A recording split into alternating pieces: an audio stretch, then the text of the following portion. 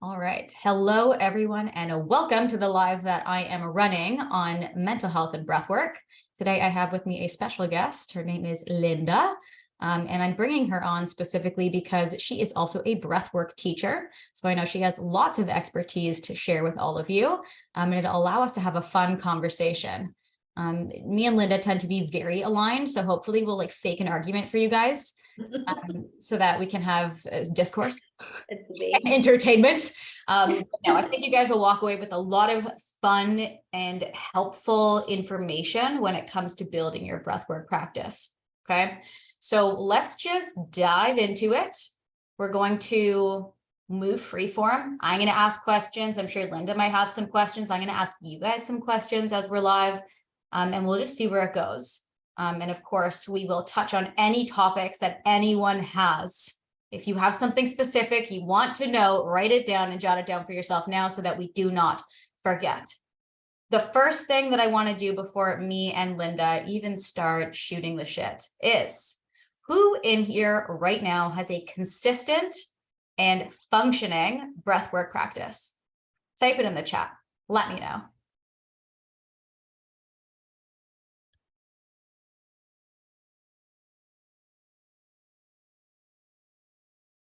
Right now, I have two comments. One is me and one is kind of Kelly. I breathe. Yeah, we're going to get down to the bottom of all of that. Brian, none of that. That's why I'm here. Good. Amazing. Okay. I should, but I don't.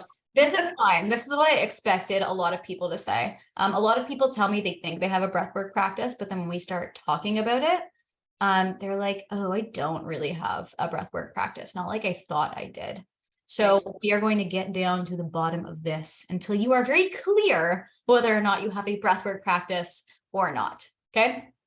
So without further ado, I will introduce myself, not like you don't know me already, but I am Dr. J. I'm a naturopathic doctor, and I am the creator of Peace of Mind Method. I'm also a yoga and meditation teacher as well. And so is Linda. And now I'm going to pass the floor up to her so that she can introduce herself and what she does.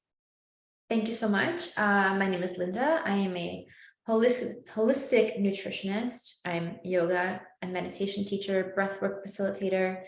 I'm also a Ayurvedic practitioner. And soon, in a few months, well, October, I will be a certified herbalist as well. Yay, yay. Oh, side note, when I was in the forest today, I saw mullein. My friend was like, oh, yeah. I'm like, for Basset's access. And I was like, Linda posted about that the other day. Yep. She touched it. She's like, wow, it is soft. Nature's toilet paper. That was a bad sidebar, but you know what? It had to be said. Okay, let's talk about how we incorporate breath work into our personal practices.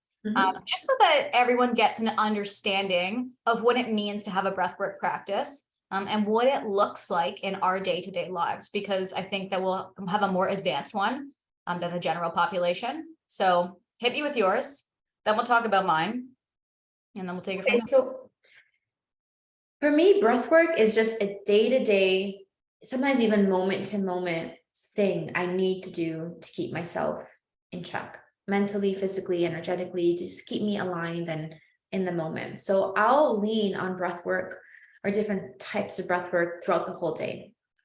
Like we kind of chatted about before, when we're in traffic and we're anxious, I can choose to react to that and get anxious and angry and think about all the things I've been doing wrong and having poor time management and whatever it is, or I can just take a moment and breathe and do some deep belly breathing or alternate nostril breathing, and just something to help bring me back to the moment that, hey, I cannot change the traffic right now. I'm in it. So we don't have to let the external environment affect our inner peace, right? We always have a choice.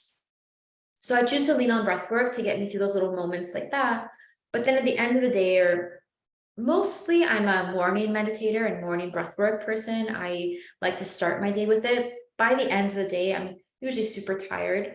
And then just, if I don't do it in the morning, I find I don't have time for it. So I will sit in meditation or breath work for at least 10, maybe even 15 minutes sometimes. If I find I have a really busy day and I want to do 5 minutes, I will normally sit for 10 or 15, because I know my whole day is going to be just nonstop. And I find that if I just take that extra time, I will bring that energy into my day. And the style of breath work I'll do in the morning is usually something very balancing.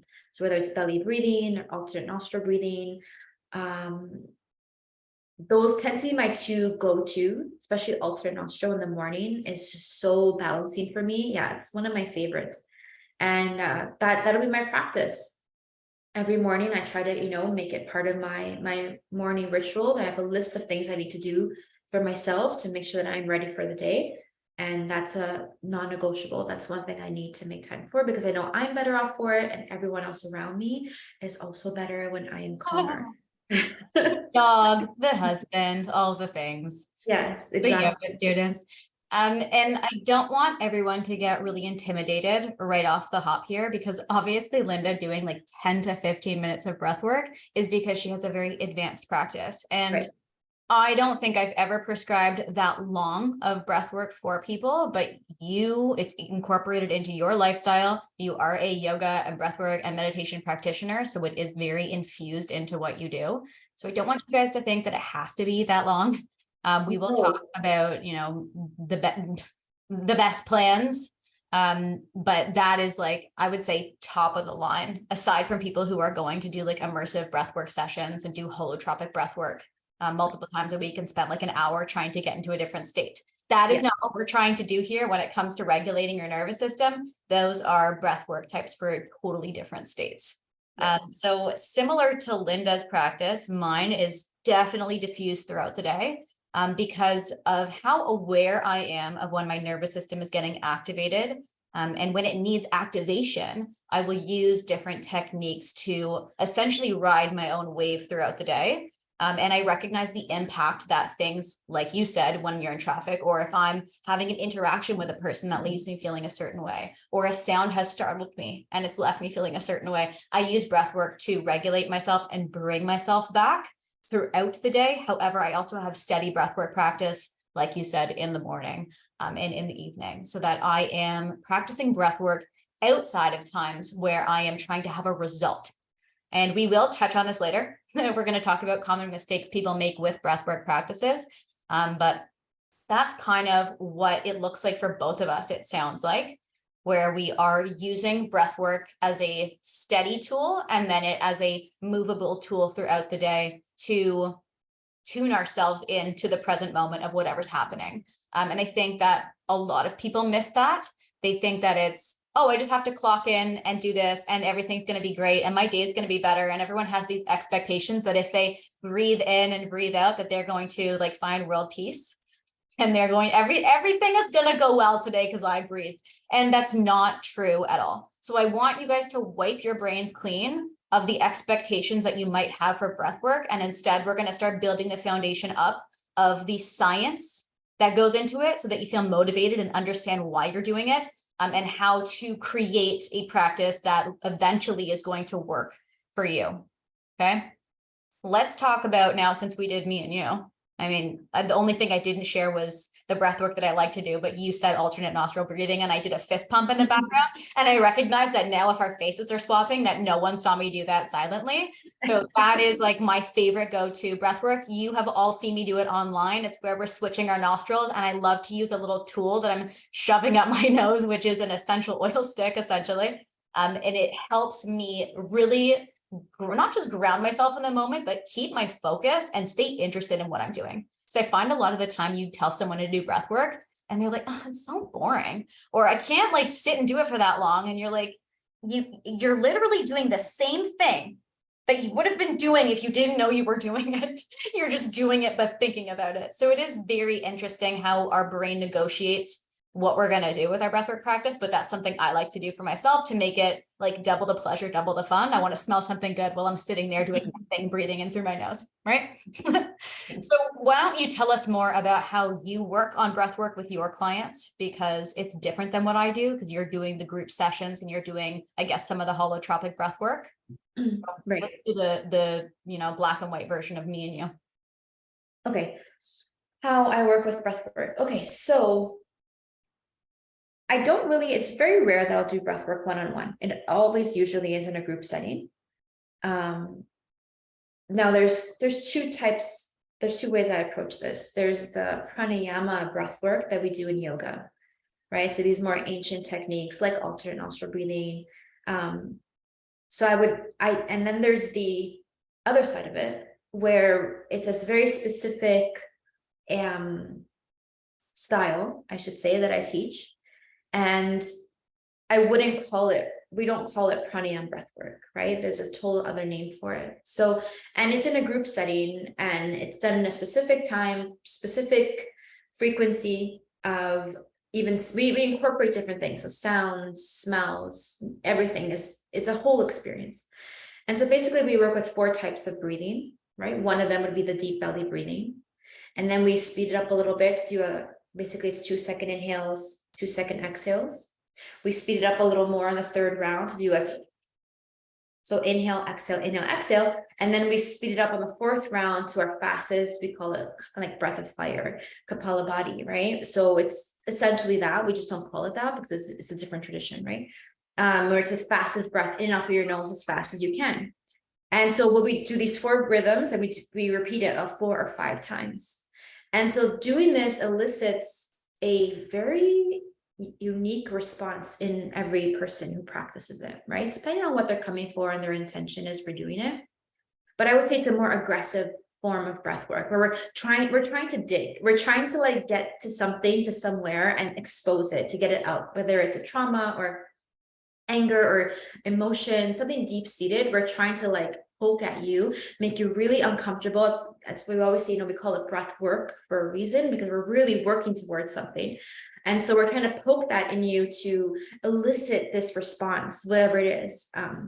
And to essentially, get to those darker places so that we can heal. Because if we don't reach those places, if we don't do that deep inner work, that shadow work, we sometimes hear it called, we're not going to essentially heal and grow. Everything we do will be very superficial. So where when this pranayama breathwork and yoga class is very relaxing, right? So the intention is so different. We're there as a group, but the whole idea is to essentially relax and calm down, to self-soothe.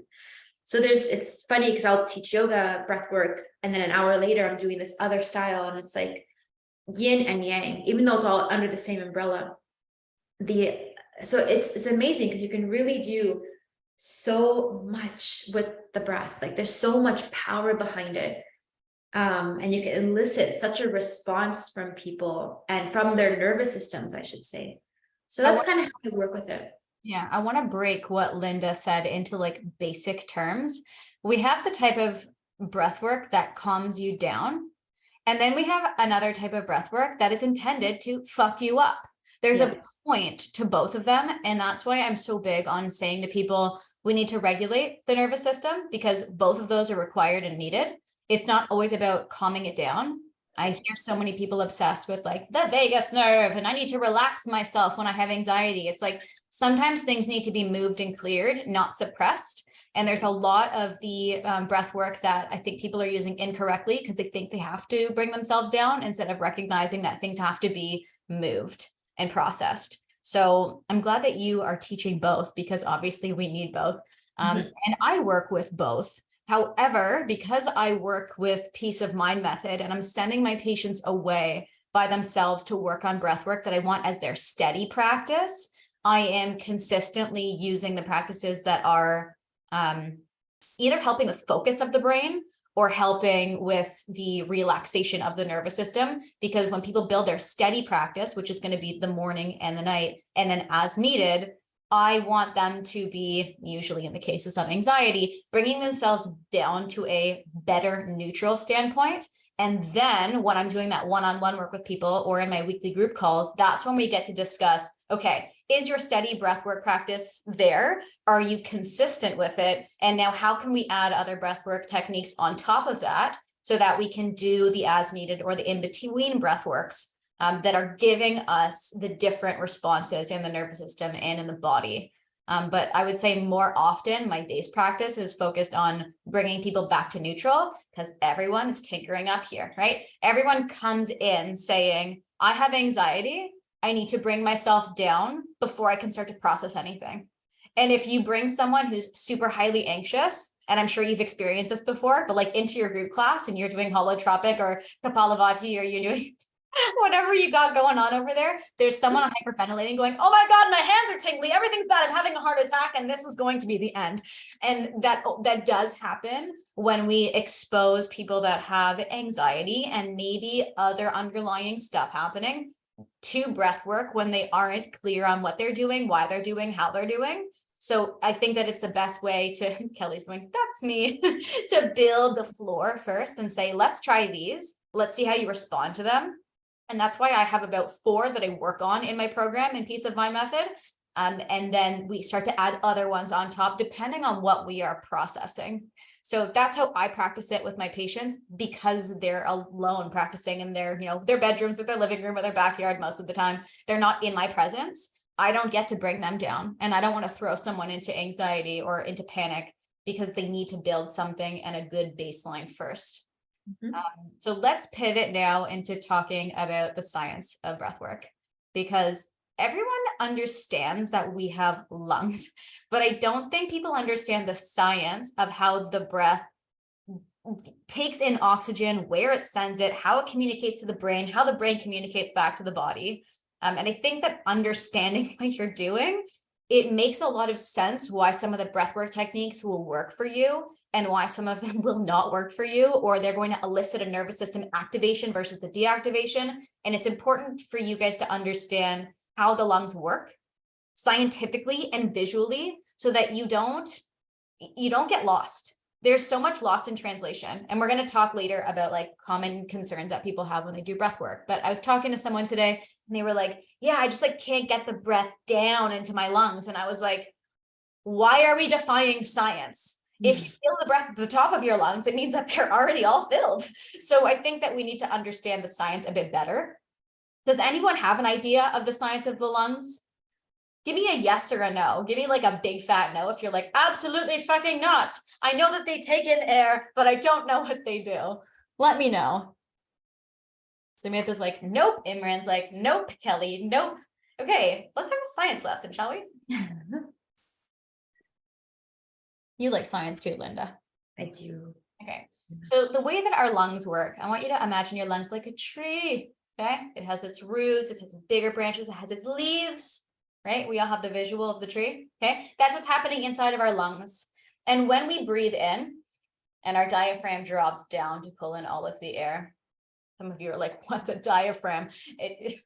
That was a joke. I think I know that you know what a diaphragm is. Anyway, when it drops down, it allows the lungs to expand and suck in air. You think that you're in charge of the air coming into your lungs because you're like, I can put air in through my nose, but you're actually not in charge at all. Your diaphragm is what's creating the entire negative pressure system to bring the air into the lungs. So all you're in control of is your brain saying to your diaphragm, contract, drop. That's all you do. And then the diaphragm is doing the entire job of pulling all the air in. And essentially what's happening when the diaphragm is dropping is all of these little branches that I just gave the visual of, and all these little leaves at the end of the tree tips, they're all inflating with air. And it's going from the bottom to the top. Okay? From the bottom to the top.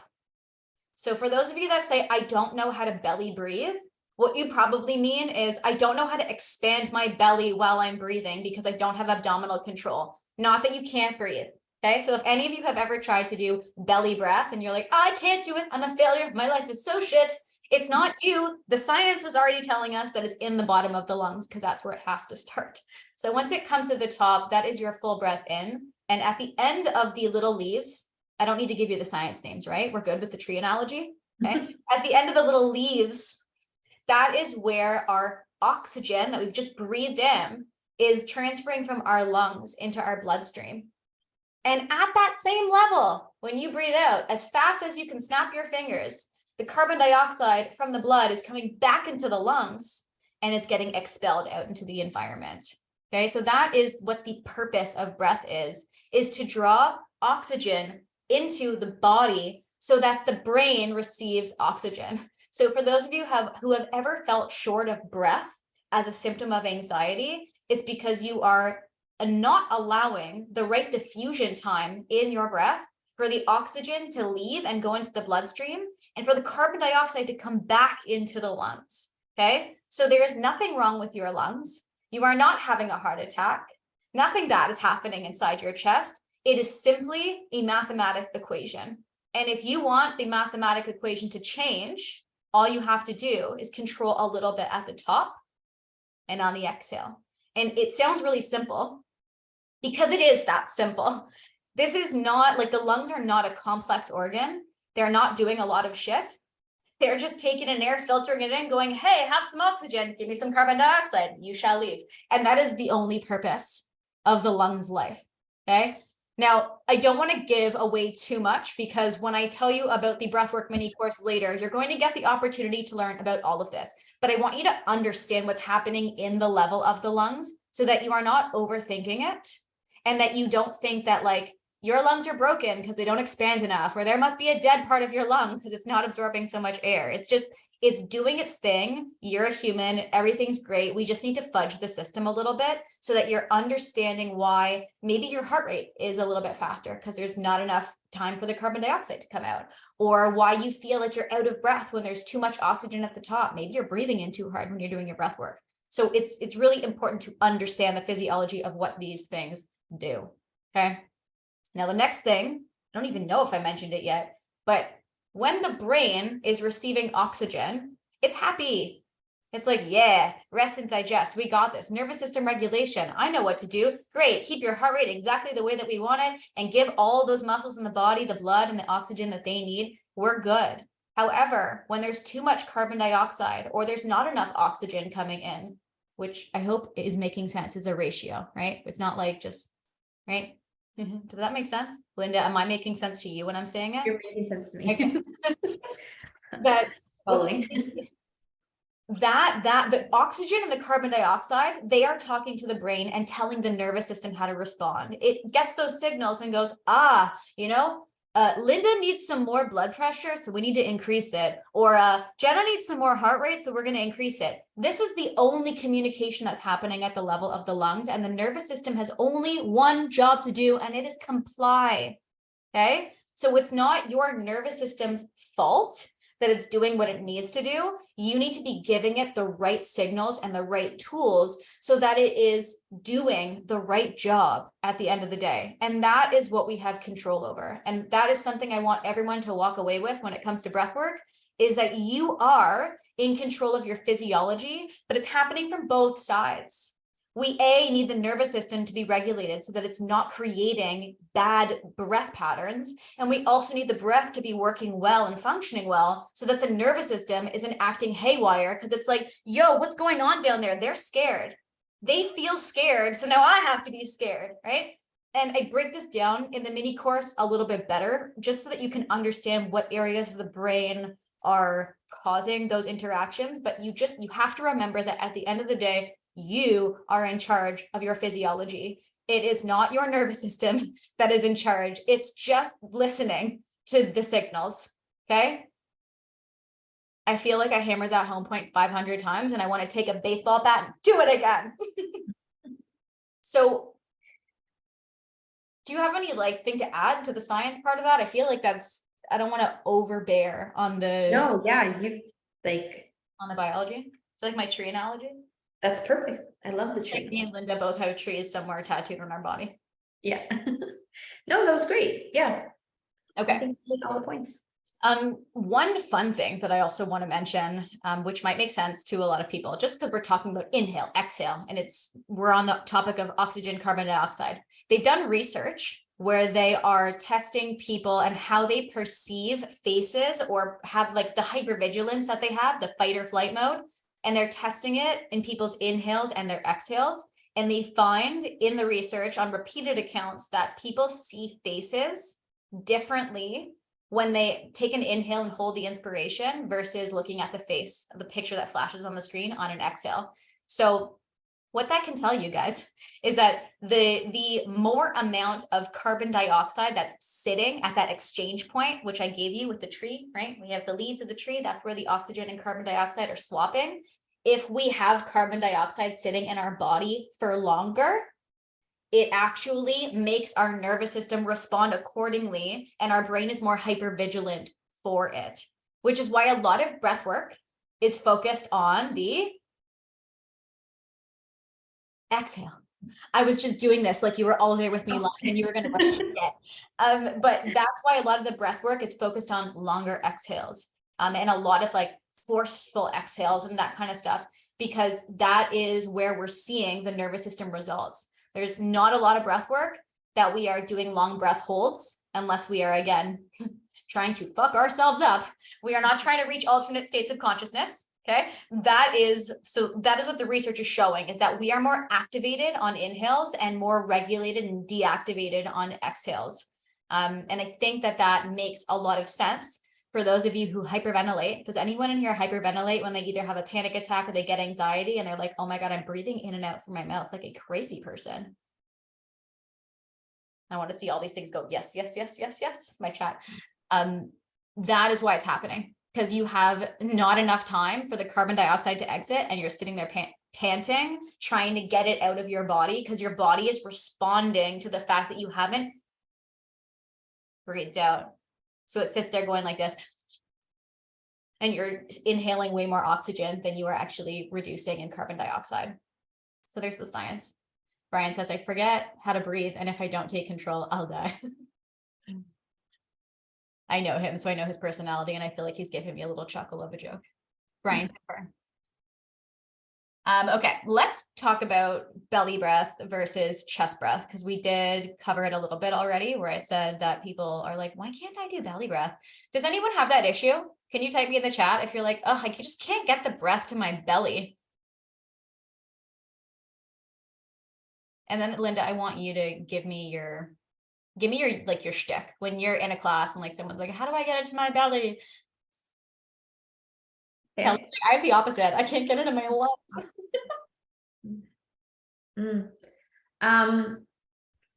I get this all the time in yoga. Actually, people will come up to me like, I don't know how to breathe.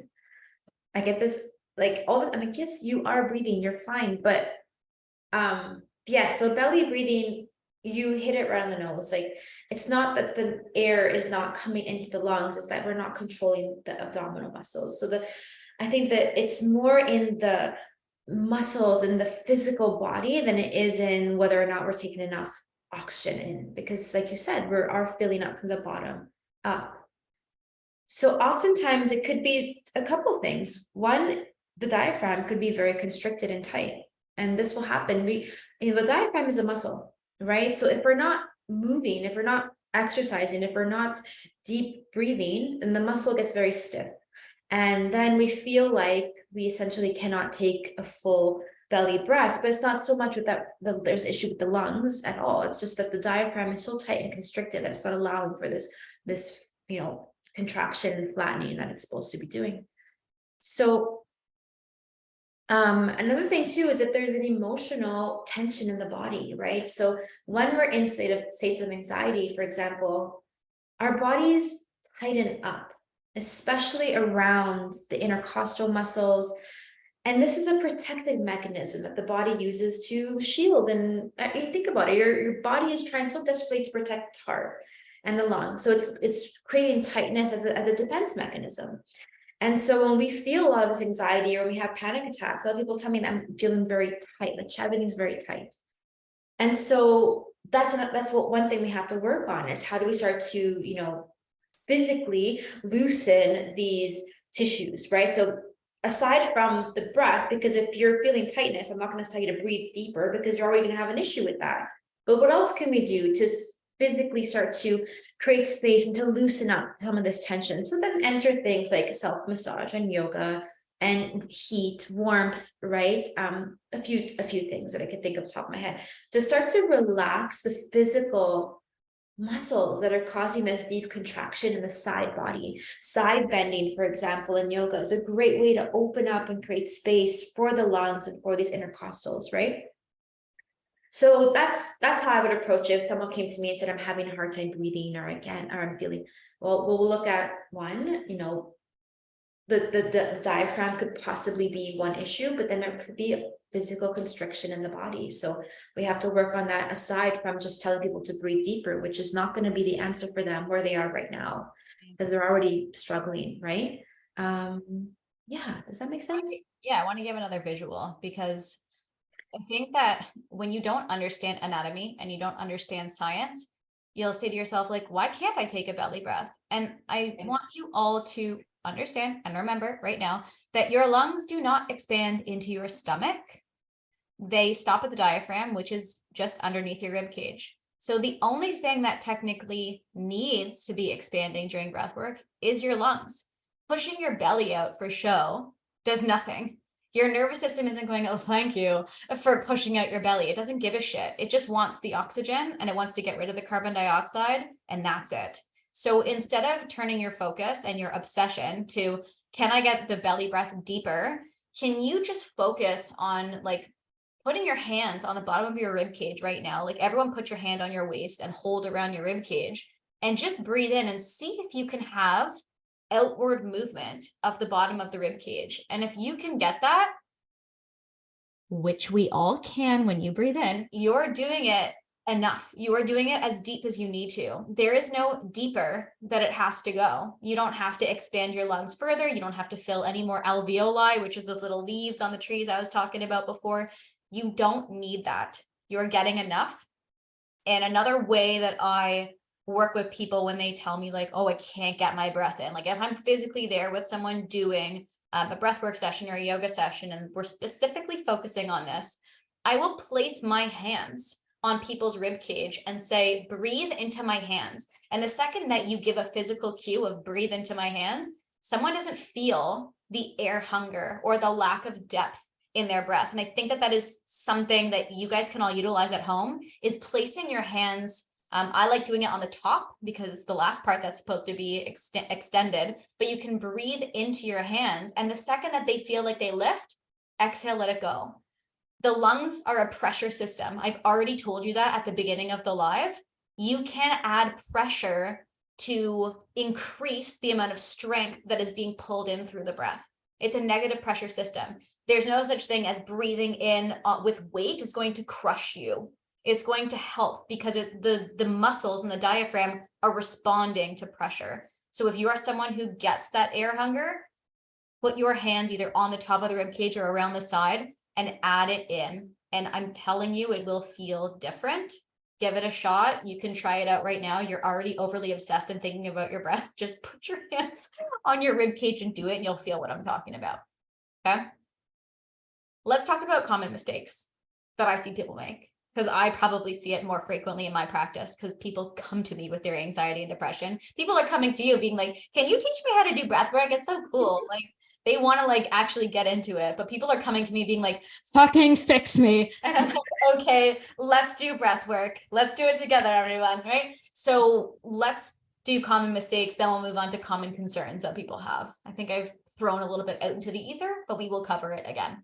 So the first mistake that I see people make is that they are only breathing when they are having symptoms. And I talk about this in my masterclass all the time. I want to know from the people here, do you do this?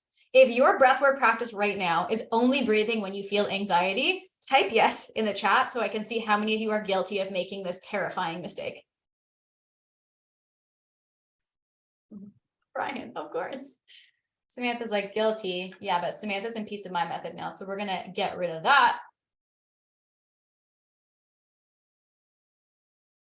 Everyone's like, yes, yes. Okay. That is the biggest mistake. You need to create a schedule. Okay. It cannot be only when you are experiencing symptoms. I teach you about this in the mini course. If we are breathing only when we're anxious, we are literally creating a neural, my brain just broke on me, a neural network pathway. Why is my brain doing this right now? A neural network. Yeah, a neural network pathway. You are solidifying that we only breathe like this when we're anxious, which is why most of you have sat down to do breath work and go, oh my God, my anxiety is worse. Breath work's not for me. I don't like this. How many of you have done that?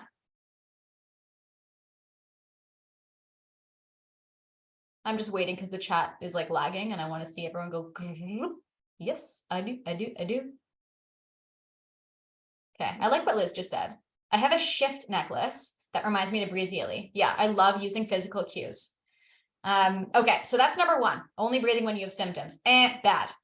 Next, having expectations about your breathwork practice to take away your symptoms is, honestly, if you've ever thought about quitting while you're ahead, this is the one.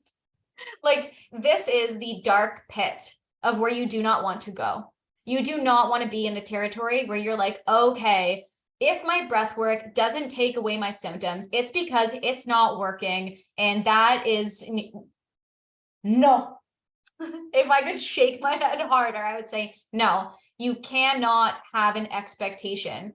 The same way that you can't have an expectation when when you see a friend, do you have an expectation of how they're going to behave and act? And like, if they act not accordingly to your expectation, you're like, I'm never talking to you again. Right? Or would you be like, oh, you're having a bad day. Oh, is there something going on? Like there would be a dance, a conversation between the two of you, right? But something happens with breath work where we're like, you know what? I did that thing that Google told me. And like, I breathed out longer on the exhale, but now I have heart palpitations and it made my anxiety worse. And like, now I'm never doing breath work again. And it is the devil. And I have heard people say this so many times. And I'm like, what is it about breath work? It's like so easy, but what is it about it that scares so many people away? Like, why do we have this massive expectation that it's going to solve our entire lives? And when it doesn't do what we want it to do, we have a temper tantrum like a 5-year-old, and we're like so afraid of it, don't want to touch it with a 10-foot pole. Can anyone else, like in the chat, tell me, what is it that we are so afraid of? If breath work doesn't fix you, are you like unfixable? Like, what is it about breath work that holds this massive power over people? Is it because we do it all day, every day, and then we just feel like we're just a failure of a functioning human? Or is it that we feel like everyone else is doing it, so it should work for us, but it isn't? Like, what is the thing standing in the way that makes it so scary? And why are your expectations so high? Like, do you have expectations like that for anything else? Would you do a headstand once and be like, I shall now do headstands all day, every day? Or like drive a car. Did anyone drive a car for the first time and you just like put it into drive and you went on the highway and you're like, great, this is amazing, I'm a driver now? Or did you put the car into drive and go, which one's my right foot? Like, I don't understand what it is about breath work, but it's like we feel that we have the right for it to work for us because it's a part of our physiology, and no one wants to practice it. And then they start practicing it, and maybe they have a good experience or a bad experience, but then they are like, they give up because they're like, oh, it worked, and like, I'm good now. Or, oh, it didn't work, and I just don't understand it. You're gonna do it anyway, guys. You're either gonna breathe for your nervous system and you're gonna get better for it, or you are going to continue breathing the way you're breathing right now. It's going to keep wreaking havoc on your nervous system, and you're gonna keep having symptoms. So those are your only options. You have to breathe. You're a human. This is like, it's the same thing as telling someone who has like issues with eating food. It's like, you're going to have to work on it because you still have to eat to live. This is even worse. You have to breathe to live. It's happening every second of every single day. Are you trying to read the chat right now? Yeah. Looking in and squinting. I think being so aware of my breathing freaks me out because then my anxiety tries to find something wrong with my lungs. Yes, Daniela, I went through that. And let me tell you, that still happens to me. And it's on my list of common concerns people have. So we will cover that. Okay.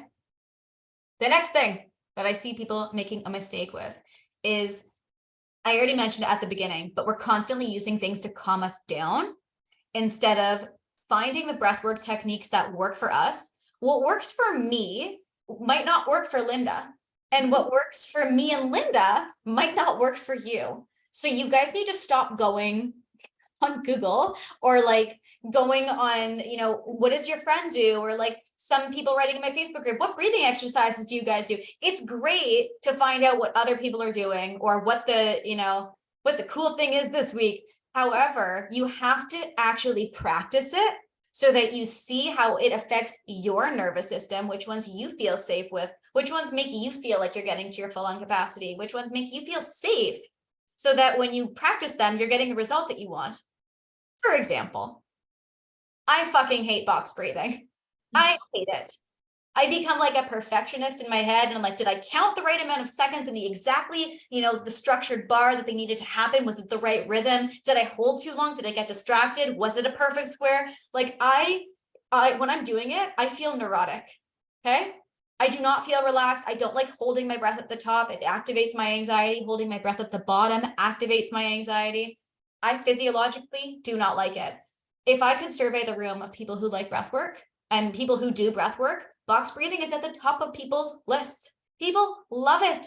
Every yoga teacher, breathe in for 4, 3, 2, 1. I'm sitting there being like, like even when I'm guiding it in the mini course, I'm like, hate this, right? But we all have to find what works for us. And that's why when I am working with my patients, I say, okay, this is what the research shows. But now I want you to go away and practice it. And I want you to figure out what works for you and your body so that you are building your personalized practice and that we are not giving up because the breath work that we found online isn't working for us. And now we've thrown in the towel with that. And we're like, it doesn't work. It will. Okay, I see one of my patients coming in right now. 3 in, 7 out is my favorite. That's asymmetrical breath work. And he said, I need to try alternate nostril breathing more. That's my favorite. It's one of Linda's favorites. It's for me, it's the most immersive. For other people, they're like, this is too confusing for me. What is happening? This is distracting. It doesn't feel good. They get air hungry because there's only one nostril. For me, I like that pressure system. So we all have to practice the different types of breath work so that we are finding what works for our nervous system and our physiology. Because you might think that you need to calm down, but that might not be the case. You might need more emotional processing. You might need more activation. You don't know that until you do it. So it's like, you know, when you guys go online, and this is also probably going to land for a lot of you guys, but you'll go on my group or you'll go on Google and you'll be like, what medication is everyone on?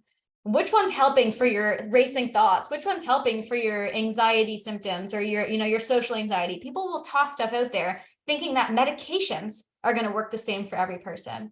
And we all have different bodies and we have different enzymes that break things down and we have different physiology and we have different neurochemicals. Like we got different shit going on. So we have to stop putting this stamp on like this one size fits all situation. And we have to get in the practice ourselves. And this is why I'm so big on action. You have to do it. You can't talk about breathing. We can't talk about, you know, asymmetrical breathing techniques or alternate nostril or box. Like we can talk about it all day long, but it doesn't make a difference to your nervous system to talk about it. You have to do it. Right. You might find along the way, yes, I am just like Google. Okay. You also might find out you're more like me. You hate box breathing. Like I was just talking to someone today who was like, that shit makes me anxious. Perfectionists and box breathing somehow doesn't go very well together because like they just, it ticks a nerve inside them where they're like, no, I don't like it. Right. And that's why when I built the mini course, I'm adding in so many different types where you're like, okay, shit, I don't even know what I like. I don't know anymore. I don't know. Like science is science and bodies are bodies. And now I'm willing to jump in and just do and figure out what works for me. And that's what I want for all of you at the end of the day, to just build your personal practice. Okay. Rant over. Okay. Let's go into the common concerns that most people have. Because like you guys can add stuff in the chat. If you have like a breathwork question that you want to ask now, feel free to add it. Let's start with the air hunger. So I think it's a good one. It's like so relatable. I'm going to let you run with the wind for air hunger. Kelly's like, yes, air hunger. Okay. Who gets air hungry? When you're like starting to breathe and you're like, oh my God, I can't catch my breath or I can't get enough breath into my hands.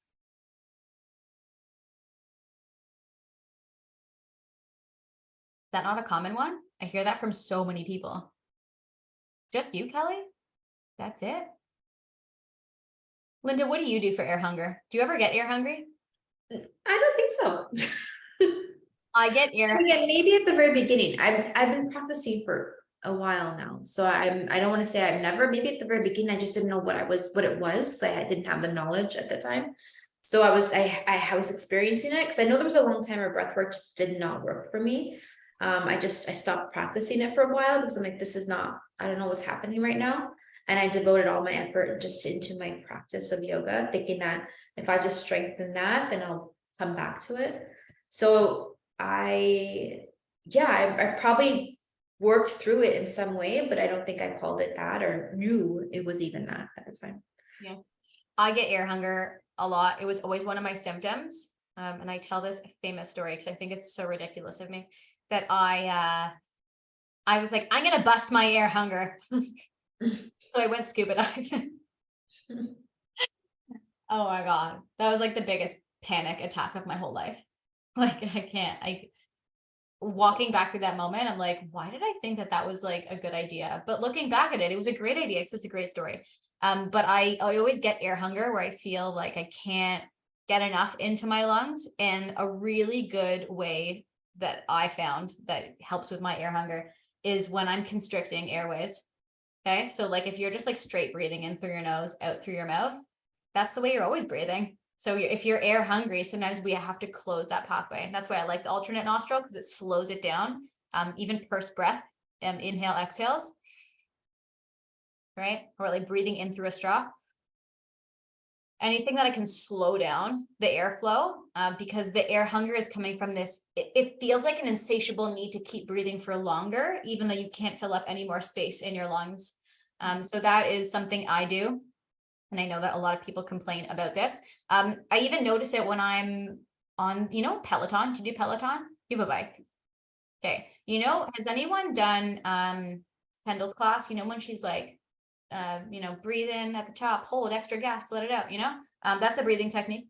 And it is a terrible breathing technique to do when you're working out, right? The idea is that you are trying to breathe in, allow more oxygen exchange to go to your muscles, and then let it all out, because that would be helpful if you're cramping. But if your heart is racing in your chest, it's like, I find it so triggering. So I notice it when I'm working out specifically, like I cannot catch my breath. Me and running do not go well together.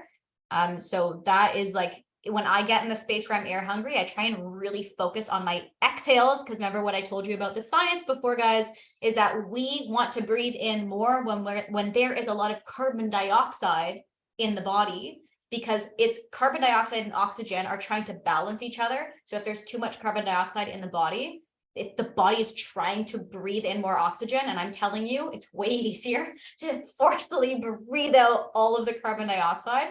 So it's counterintuitive, but scientifically, it's what makes sense. So if you're someone who gets air hungry, you need to breathe out so that you can rebalance that system. Something else that I see people complain about is that they get anxious when they're breathing, and we already covered that. If that's happening to you, you need to stay the course, right? Like you have to continue showing up for it. I don't think that, Linda, you labeled it as anxiety, but probably physically inside your body, it felt uncomfy. You weren't labeling it that way. But a lot of people who have anxiety and then start doing breath work will label it that way, saying this is similar to the feeling of anxiety. So that is a common complaint that I hear. And it does have to do with the timing. So you have to rewire your schedule so that it is working for you and not against you. And the technique too, right? Yeah. And Daniela brought up before the obsession. Once you start breathing, you're like, now I can't stop thinking about breathing. There have been times where my anxiety was so cyclical in my head that I'd be like, am I ever going to not think about breathing again? Like, am I just going to think every moment I'm breathing? And I was like, I can't take a future where all I'm doing is thinking about breathing all the time, because I have a lot of other things to think about. This is really exhausting. Plus, it was making me anxious and making it more challenging. This is something that has to be busted through. Otherwise, you're going to create a panic disorder around your breath. And I went through that. And I'm telling you from the other side, it is doable. You just have to practice your breath work differently, using different techniques on a different schedule than you're currently doing it, instead of always hopping in and then getting uncomfortable with it and then stepping away from it, being afraid of it. Because that is what creates that neural pathway in the brain, being like, yeah, we don't like breath work. We don't want to do breath work because it makes us uncomfy. One more thing that I hear, actually a few more. So another thing that I hear people complain about, sounds mean when I say the word complain, but I hear them say like, oh, I get palpitations when I'm breathing. Did you ever hear anyone complain to you about that when you were teaching the courses? You're muted.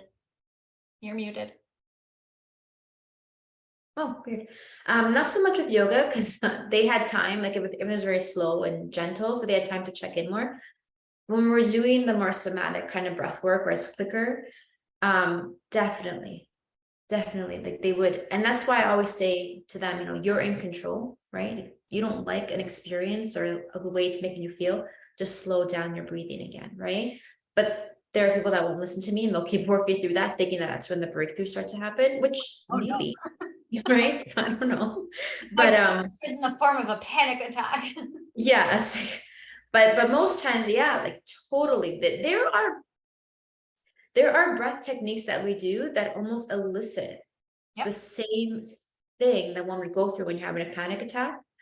And then the idea behind that, why it was created, is that then we do techniques to soothe from that. So we're almost, like you said, kind of not tricking the nervous system, but re-regulating the nervous system, that we can have that high response state and we can get ourselves out of it as well by just switching the cadence of our breath.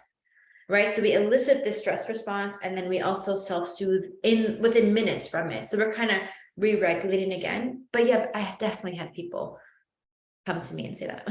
Yeah, I think that the best advice I can give to someone who gets heart palpitations when they're breathing, because I have gotten them and there will be times where I do, is to resume like normal breathing and step away from it.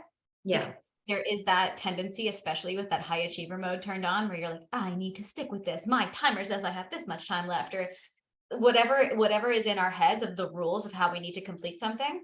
I find that when you keep holding the rhythm of the breath that you're doing, like you do have to step away and be like, okay, I'm going to speed my breath up, because maybe people get palpitations when they slow it down because it makes them too aware, too slow. And they are like, oh shit, my heart's racing, and they need to pant it out. Right. So you have to follow your body's cue, because the lungs, like I told you at the beginning, are directly communicating with the brain to control your heart rate, to control your blood pressure. These are your vital signs, right? So we want the body to resume back to normal. And the lungs and the brain have the capacity to do that. You don't have to be so in control. You just have to sit back and go, okay, release it, let it go. And I think that stepping away, it's not stopping the breath work. It's stepping away of your control. It's a very different thing. Another thing I hear people obsess over is like, what position am I supposed to be in? Like, it doesn't matter.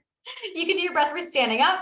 You can do it upside down. You can do it on your back. You can do it on your belly. It doesn't matter. You can do it in the bath. You can do it with your dog in your lap. It's not supposed to be strict. It's supposed to be about the mindful focus and the physiological shift that you're trying to create.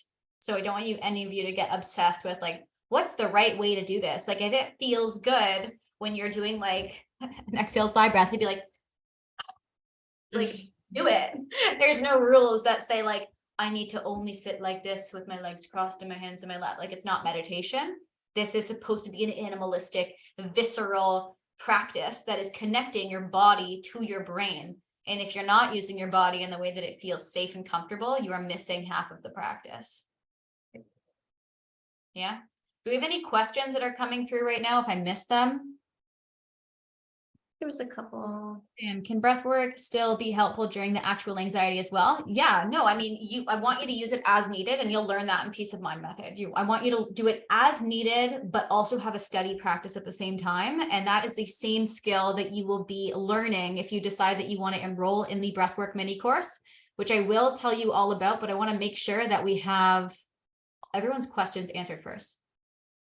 Kelly saying quick breath work makes me very lightheaded. That is the point.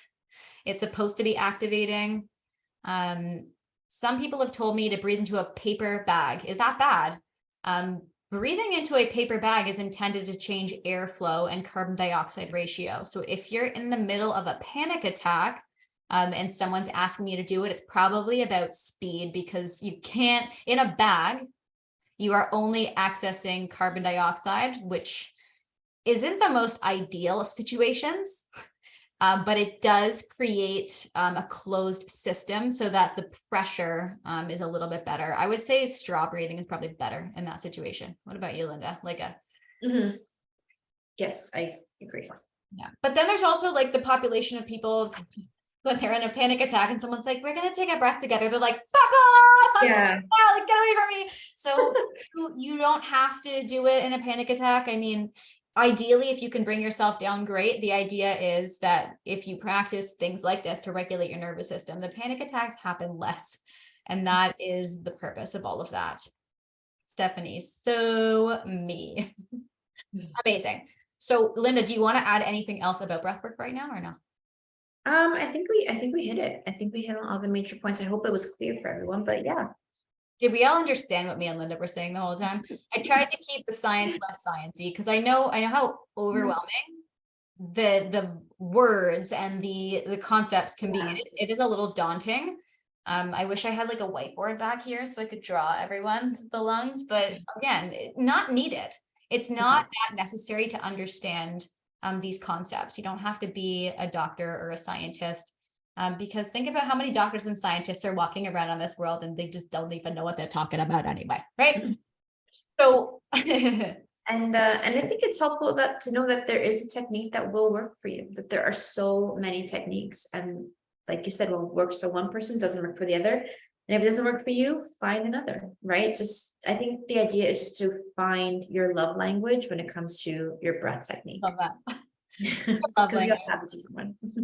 Okay, so I told everyone in my community that if you guys were here live, that you were going to get access to an early bird sale for the Inhale Exhale Breathwork mini course, which is exciting. Yay. And if you don't know what the course is or what it includes, I'm going to give you a quick little breakdown.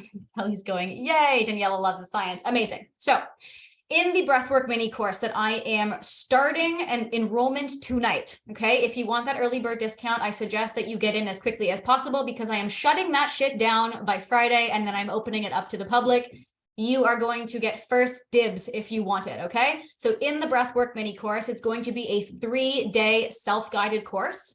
You are going to learn about breathwork a little bit more in depth than what we talked about tonight and why we do it. I'm going to give you those explanations in the nervous system and the brain as to what our practice is being built for and how you guys can start wrapping your heads and your lungs around this entire concept so that you stay motivated to do it. Because without the science and the understanding, I don't think that the motivation is there and people do give up because they're like, I don't really know what this is doing. Plus it's invisible. Okay. So you're going to learn about that. You're going to learn about how it relates to the nervous system a little bit more in depth than we talked about tonight. We are going to learn how to practice properly in order to change our symptoms. I'm going to teach you the best research techniques. There's going to be 8 in total. And then you are going to be learning how to build your schedule properly, just like I do with my Patience and Peace of Mind method, so that we are regulating the nervous system long-term and also immediately to see results. Okay. So I told you, everyone is going to get first dibs to that early bird rate. Right now, I have it at 49 Canadian. This is a run, don't walk situation. For those of you in the States, that is 36 USD. Okay. And I'm ending this on Friday. So if you want to sign up, you're going to do it before then. And this is running for 3 days. You're going to get the emails for 3 days. That doesn't mean that you're going to stop after 3 days, but you're going to learn the material for 3 days and you're going to keep going. Okay. So I'm going to take the link and I'm going to place it in the chat here so that if you want to go sign up right now, you can get that early bird discount. And if you have any questions, feel free to shoot me a message on Facebook. Feel free to shoot me a message on Instagram if that is where you usually connect with me. You can drop a question straight in the Real Life with Anxiety and Depression Facebook group. And if you have any further questions about the mini course, if you have questions about what we talked about tonight, if you have random breathwork questions for me and Linda, shoot them our way right now. We're going to be with you just for a few more minutes to make sure that everyone's questions are answered. Okay. I'm seeing Kelly to say, is it okay to do breathwork while meditating? Kelly, I 100% want you to do breathwork with your meditation. Stacking this tool is going to give you even a little bit more of that nervous system regulation. Just for you, Linda, Kelly's been very, very consistent with her meditation. She did a meditation course with me and she has been very, very good about it. So I have no doubts that you are going to do amazing with the breathwork too. Amazing. Trish, it was lovely to have you. Stephanie, will you teach breathwork for moving emotions like you mentioned today? Yes, you're going to learn a few more techniques and the ones that I particularly use for that. And then beyond that, we can have a further conversation if you need me. Okay. No more questions? We're good. Should I give you guys a hot second to type? Someone's frantically typing like, no, don't end the chat. Let me make sure no one put anything into Q&A, and just in case it gets lost there. Donna, it's all done individually. You are doing it in the privacy of your own heart and your own head. You are doing it all the content you're going to be learning through audio and video. And then you are going to be building and creating your practice. Someone wants to know about the breathwork device that I use. Where are you? Give me 1 second. Let me see if I can find it over here.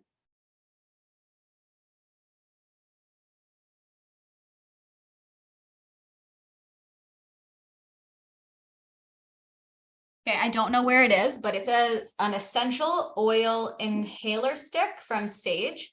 I don't know if you guys have a Sage in the States. Can someone confirm?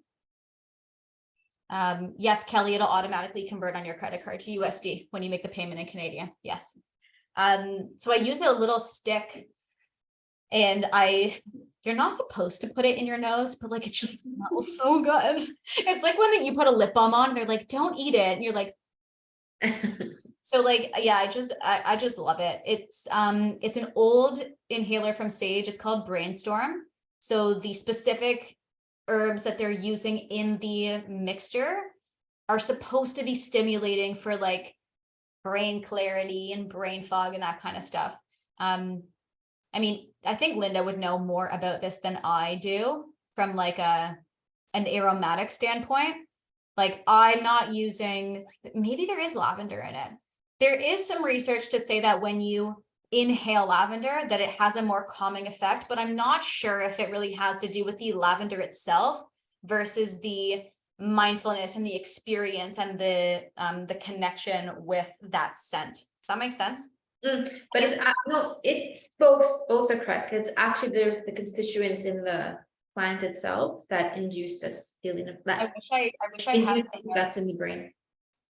I don't know where it is right now. I don't think there's lavender in it. I think it's more of like a stimulating. Yeah, I feel like if it's more maybe notes of like ginger or something like that. Think of something. Yeah, they do not have it at Sage any longer. They've changed it, but it used to be the best smelling one. And Linda, if you need to make a new product for your online store, is that one I should do? Because I have one of those, but it's not that one. It's the it's for bedtime. It's called Sleep Something. I cannot stand the ones that have valerian in it because the scent of valerian just drives me. Oh, valerian. Yes, that's very harsh. But all the Sage products, they put valerian in their evening scents. So I find it like really jarring. Do you, for your online store, do you sell in Canada and the States? I do. Okay. So if anyone wants to check out Linda's store, I can put it put the link in the chat. She does a lot of like health products, and she's very, very big on matcha green tea. So for those of you that are trying to step away from the coffee and into the green tea land, highly recommend picking a high grade matcha. The Down to Earth Wellness Shop. So earthy. All right. Are we good?